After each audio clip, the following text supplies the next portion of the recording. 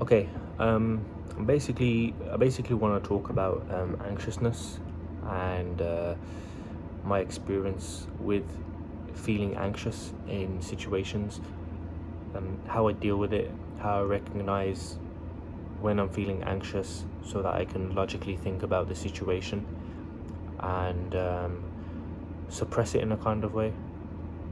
Not suppress it, but kind of understand it so it's less affecting my mental health. Um, but it basically, I think anxiousness comes from your childhood. So the things you experience when you was a child, they kind of become your normal as you grow up, through no fault of anyone else's, not even your own. It's just, I mean, maybe it's the fault of your parents. You could say that. I don't like to think of it that way, but yeah, if you think about it deeply, then yeah, it does come from your parents or whoever your caregiver was, because when there's a time of hardship, you go to your caregiver in hopes that they're there to protect you and care for you, etc. And when that dynamic isn't of them protecting you and speaking to you and working it through with you, and it's more of, oh, go away, leave me alone, like kind of abandonment, of them being there but neglecting you in a kind of way. um, you don't take that well as a child, and when that happens often, it kind of just, it keeps going. It's like a cycle. You become attached, not attached, but that becomes your normal. Like, oh, um, this is how this person reacts when I try and ask for help, so I'm just going to be a bit more reserved and a bit more, anxious. But not only that, it can come from other things as well. So if your parents are under a lot of stress, or whoever your caregiver was under a lot of stress, and you view that. So you children are very good at sensing emotions and reading facial expressions. I'm sure if you search kids reacting to facial expressions, you can see, like, it's not traumatic, but it's kind of sad to see. Not even sad, it's just very interesting. I mean, to me it's interesting.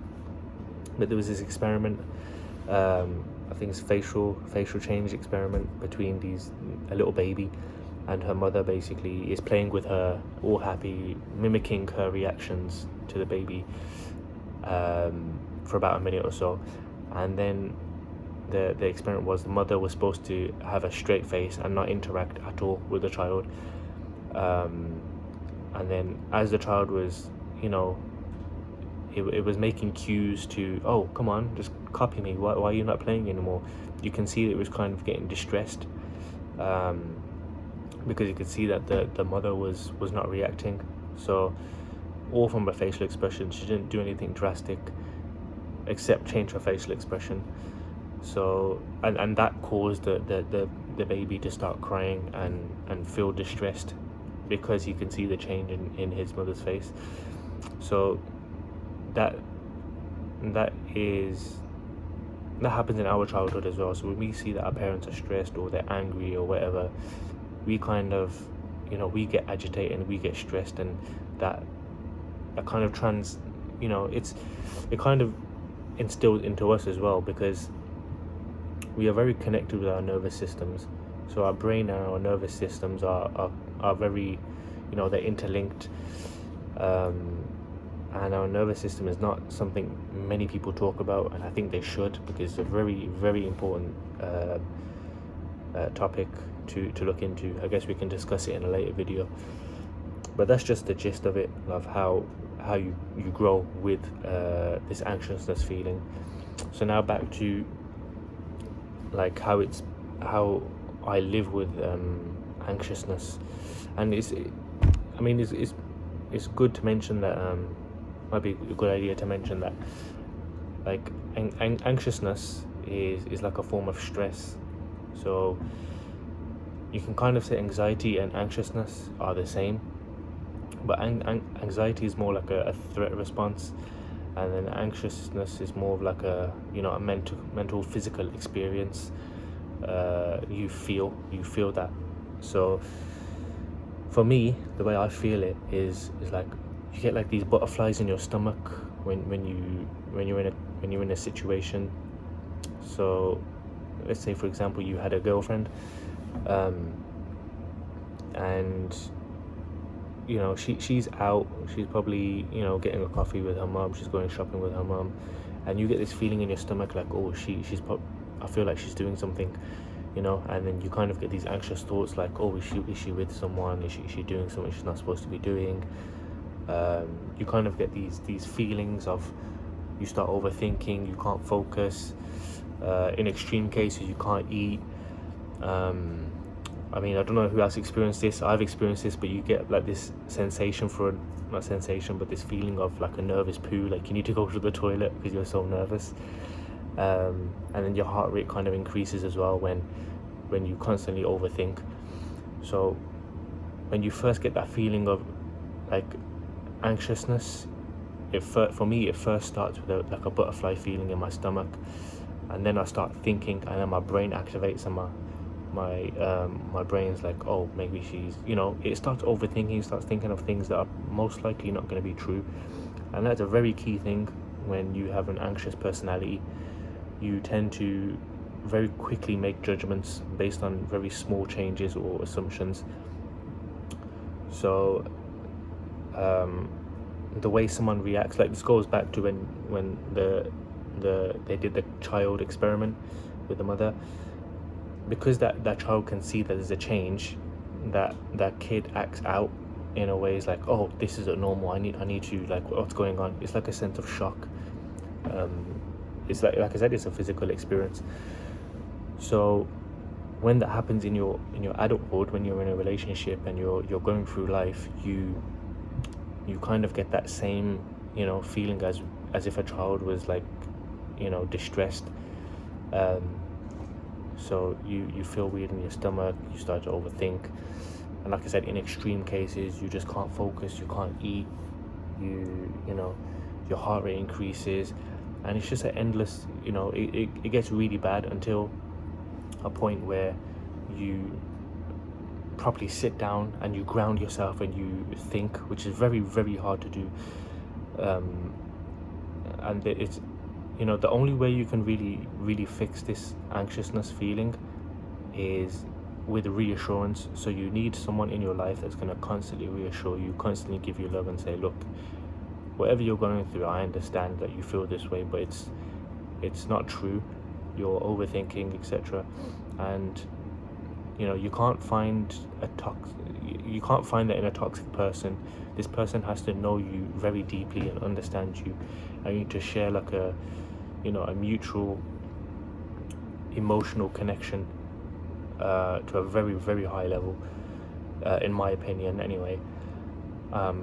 There will be people that can temporarily ease you of that feeling, but you will always, you know, after that feeling is gone, you will always feel like some sort of loneliness, or, you know, alone, that, oh, this person isn't going to constantly be with me, or just, you know, when am I going to find that person that can, not even necessarily, because a lot of people don't even know that they're feeling anxious, or the signs of becoming or leading up to the feeling of anxiousness. So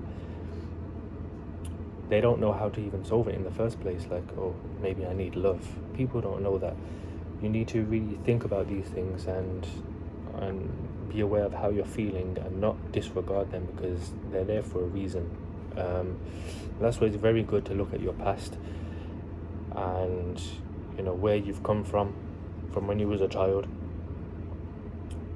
and the things you used to go through, because they reveal a lot about yourself in your, you know, adult years as you're growing up, and it can just save so much time, because then you're a bit more, you know, you're aware of yourself and how you grew up, and then it's easier to combat those issues. But not everyone is like that. Everyone else, you know, not everyone else, like, everyone has their own way of dealing with things, and not everyone has this anxiousness feeling, because there's some people that have come from loving families and they are more of the confident, like, oh yeah, we're going to be okay. They're more like optimistic in a way because they've come from that loving, caregiving family, which has its own downfalls.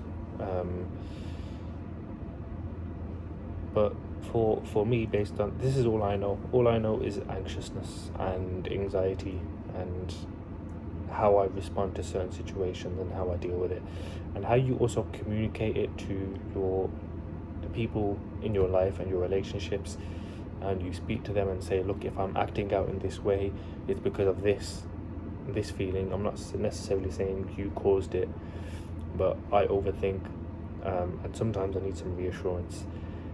Now it makes you look weak, especially as a man.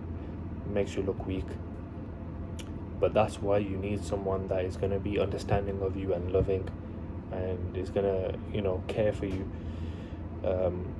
But you should never see it as a, I mean, it is a weakness in a way, but you should never see it as a weakness, because there is,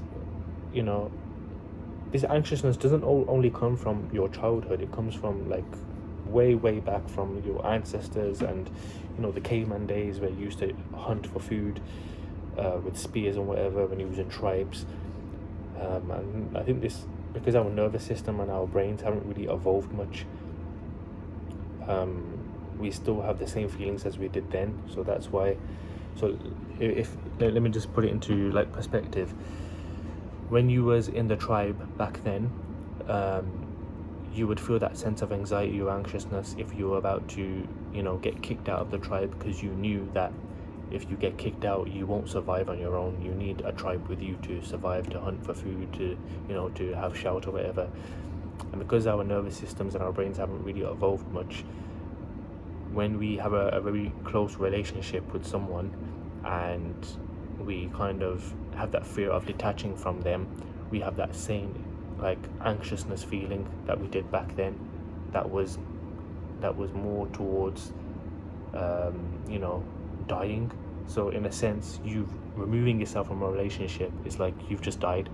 That's why when you have these breakups, they're so hard to go through, because it's like you've lost a huge piece, not a huge piece, but it feels like you've died in a way, like that person has died, because you've built that emotional connection, and that's been your like way of survival for how many months, years you've been in that relationship. So it's a very interesting topic to talk about. Like I said in my previous video as well, because I'm a new YouTube channel, I can't really speak longer than 15 minutes. But if I could, then I would sit down and really like write everything down and go through all the steps one by one and say, look, these are, just basically go in a bit more depth. But I only have 15 minutes to put into a video, unfortunately. So I hope you find value. This was just basically my experience of how I feel when I'm anxious, and I'm sure it's probably this quite similar for a lot of other people as well. But yeah, that's how I feel when I'm anxious. Yeah, bear with me. Like I said, it's a new YouTube channel. I'm just getting used to it. It's my second video on the channel, so it would be great if you could show me some support and just leave a comment if you found anything valuable, if there's anything, like any feedback you can give. Obviously I'm not going to get a ridiculous amount of views, so I'll be able to go through all your comments and read them, and respond to you there, because it's quite interesting to speak to other people that actually have an anxiousness attachment style and a way of thinking, or experiencing, because I know a lot more about anxiousness than what I've just told you in this video, but this is just like a brief breakdown, like a compressed video about it. But yeah, I keep repeating myself now, but yeah, thank you for watching the video. Leave a comment, and I'll basically see you in the next video.